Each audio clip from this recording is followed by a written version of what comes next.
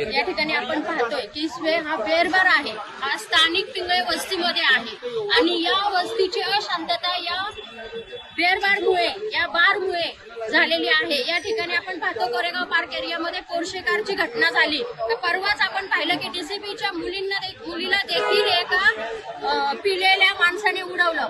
आज पहाटेचे 4 वाजले तरी आम्ही या सर्व प्रकरणाला पाहत आहोत। छोटे छोटे लहान कपडे घालून अर्ध्या नांगड्या म्हटलं तरी चालेल त्या मुली या ठिकाणी येतात। आमच्या मुलांवर संस्कार काय होणार? इथे बियर पितात, याच ठिकाणी त्यांना भान नसतं, याच ठिकाणी त्या बाथरूमला देखील इथे बिल्डिंगच्या इथेच बसतात।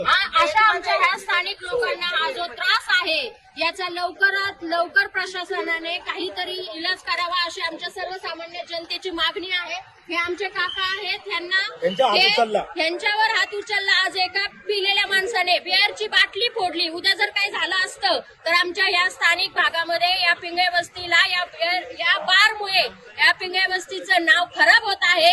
याच ठिकाणी असलेल्या गणपती मंदिराची आज आम्ही प्राणप्रतिष्ठा करून या पिंगळे वस्तीमध्ये सगळे एकत्र जमून धार्मिक लोक या ठिकाणी राहतात, परंतु असे अशांतता पसरवणारे, बाहेरून येणारे आणि 24 तास या ठिकाणी पिणारे आणि अर्धे नागडे असे ज्या मुलं या ठिकाणावरून जातात, याची लवकरात लवकर सरकारने, प्रशासनाने याची काय दखल घ्यावी अशी मी नम्र विनंती करते।